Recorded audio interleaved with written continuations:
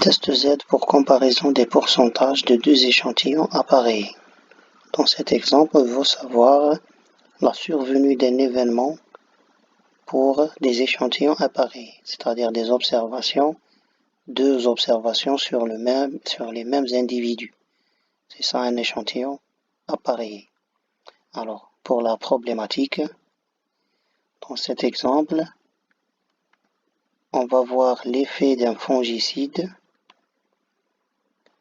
le voriconazole, sur l'atteinte du maïs par un champignon qui est l'Aspergillus flavus.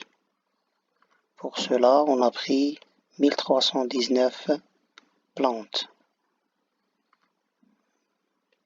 sur lesquelles 468 sont infectées avant le traitement et 356 restent infectées après 5 jours de traitement. Donc on veut savoir si l'atteinte diffère significativement pour un seuil alpha de 0,05. Alors dans le tableau ici, vous avez trouvé le tableau récapitulatif. Donc ça c'est un tableau statistique, c'est pas le tableau de données. Alors nous avons la première colonne, c'est le dénombrement avant. La deuxième colonne, c'est après. Ça veut dire quoi? Ça veut dire là, nous avons dans cette ligne les individus qui étaient non affectés avant et restent non affectés après. Dans la deuxième ligne, nous avons les individus qui étaient infectés avant, qui ne sont pas infectés après. La troisième ligne, nous avons les individus qui n'étaient pas infectés avant et qui sont infectés après. Et dans la dernière ligne, le nombre d'individus qui étaient infectés avant et qui restent infectés après. Bien sûr, on a donné des symboles pour chaque fréquence, A, B, C et D.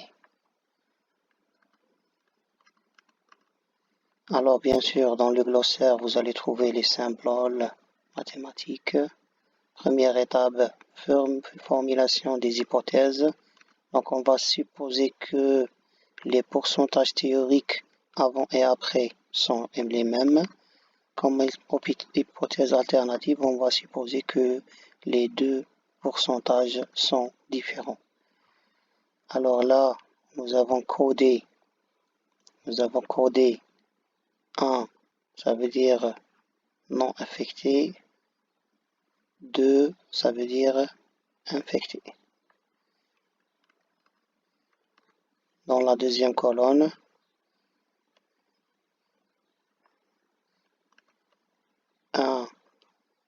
ça veut dire non infecté et 2, ça veut dire infecté.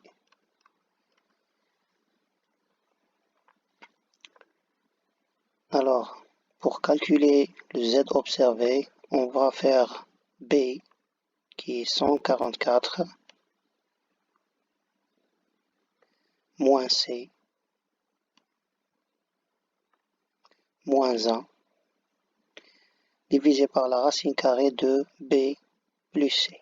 Donc pour le calcul du Z, on aura besoin de ces deux valeurs, B et C.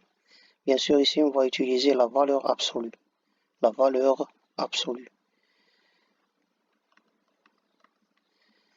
Pour le paramètre théorique, toujours en utilisant la table Z pour alpha sur 2 égale 0,025, alpha égale à 0,05 divisé par 2, c'est 0,025, test bilatéral. Alors la décision mathématique, on va dire que 5,55 est supérieur à 1,96, donc on va accepter H1. Accepter H1, ça veut dire qu'il existe une différence significative.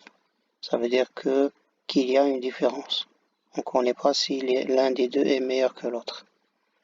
Alors, l'interprétation biologique, on va dire qu'il existe une différence significative. Pour l'utilisation de la table Z, on va lire la table test bilatéral alpha égale 0,025. Donc alpha sur 2, alpha c'est 0,05, alpha sur 2 c'est 0,025. Donc on aura la valeur 1,96.